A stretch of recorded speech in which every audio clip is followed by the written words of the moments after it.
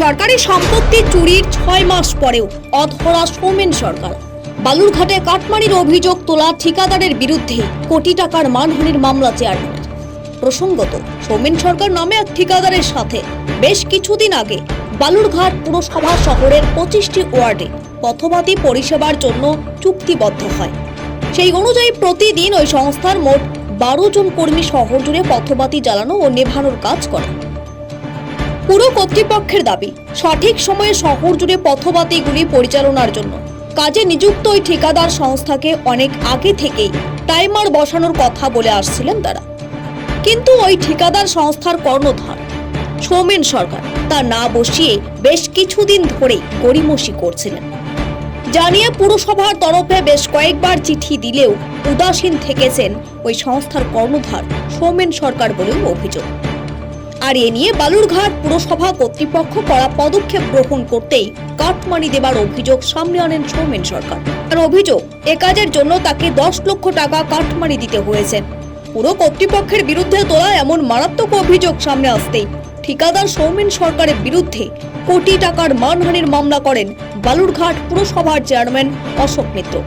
জানিয়েই রীতিমতো অস্বস্তিতে পড়েছেন ওই ঠিকাদার সংস্থার কর্ণধার সৌমেন সরকার। শুধু তাই নয়, সৌমেন সরকার নামে বিদ্যুৎ দপ্তরের ওই ঠিকাদারের বিরুদ্ধে সামনে এসেছে 6 মাস আগে সরকারি সম্পত্তি চুরির এক মারাত্মক অভিযোগ। পতিরাম থানায় যার বিরুদ্ধে জামিন অযোগ্য ধারায় মামলাও রুজু হয়েছে। যে ঘটনায় নাম রয়েছে গঙ্গারামপুরের এক ঠিকাদারেরও। তবে 6 মাস পরেও কেন ওই 2 অভিযুক্তকে আজও গ্রেপ্তার করেনি পুলিশ, তা নিয়ে ধন্দে রয়েছেন খোদ বিদ্যুৎ দপ্তরের আধিকারিকরাও। বিদ্যুৎ দপ্তরের রিজিওনাল ম্যানেজার দীপঙ্কর দাস জানিয়েছেন, সরকারি লক্ষ লক্ষ টাকার মাল চুরির অভিযোগ রয়েছে সৌমেন সরকার সহ গঙ্গারামপুরের এক ঠিকাদারের বিরুদ্ধে, যাদের বিরুদ্ধে জামিন অযোগ্য ধারায় মামলাও রুজু রয়েছে। তবে 6 মাসেও কেন তারা গ্রেপ্তার হয়নি তা তাদের অজানা। তবে বিদ্যুৎ দপ্তরের সমস্ত কাজকর্ম থেকে ওই 2 ঠিকাদারকে দূরে রাখা হয়েছে। বালুরঘাট পুরসভার চেয়ারম্যান অশোক মিত্র বলেন, শহরের সাধারণ মানুষের পরিষেবা বন্ধ রেখে কাটমানির মিথ্যে অভিযোগ সামনে এনে সৌমেন সরকার তাদের সম্মানহানি করেছে, আর যে কারণে তার বিরুদ্ধে কোটি টাকার মানহানির মামলা করেছেন। পুরসভা যে ঠিকাদার, তার বিরুদ্ধে আইনি পদক্ষেপ নেওয়ার একটা হুঁশিয়ারি দিয়েছিলেন, কি পদক্ষেপ নিলেন আপনারা?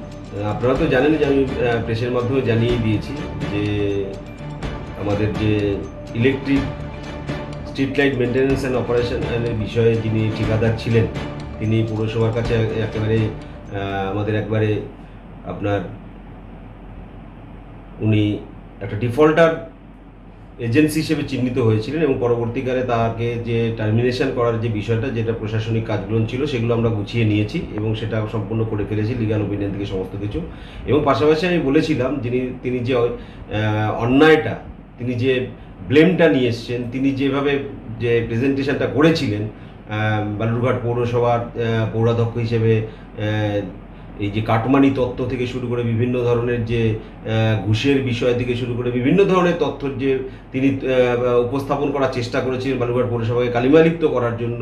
বালুরঘাটবাসীকে আমরা যে লোডশেডিং করার যিনি একটা চক্রান্ত তিনি করেছিলেন, সেখান থেকে আমরা যখন বালুরঘাটবাসীকে সম্পূর্ণ পরিষেবাটাকে দিয়েছি, ওনার কাছ থেকে সমস্ত বিষয়টাকে টেক ওভার করে নিয়ে, তো সেই জায়গায় দাঁড়িয়ে তার যে ষড়যন্ত্র এবং তিনি যে অন্যায় কাজটা করেছেন, তার জন্য আমি আগেই বলেছিলাম আপনাদেরকে যে আমি আইনি পদক্ষেপ গ্রহণ করব। আমি সেটা অলরেডি আজকে তার এগেনস্টে প্রায় 1 কোটি টাকার উপরে যে মানহানি মামলা, তার যে লিগ্যাল নোটিশ, সেটা আমি তাকে পাঠিয়ে দিয়েছি। মানে আগামী থেকে ওকে পৌরসভা থেকে একেবারে বহিষ্কার করা হবে? এটা তো তার জন্য তো যে 15 ডেজের নোটিশ, যেটা আলটিমেটাম যে লেটার, সেই লেটার তো উনি পেয়ে গেছেন 15 তারিখে, সেটা তার শেষ হয়ে গেছে।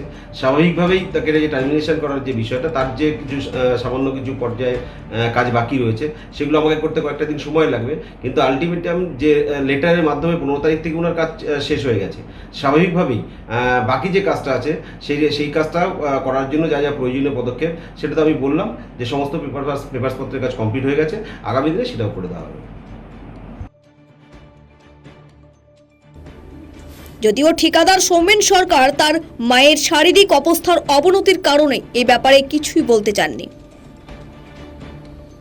দক্ষিণ দিনাজপুর থেকে সীমান্তের কথার বিশেষ রিপোর্ট।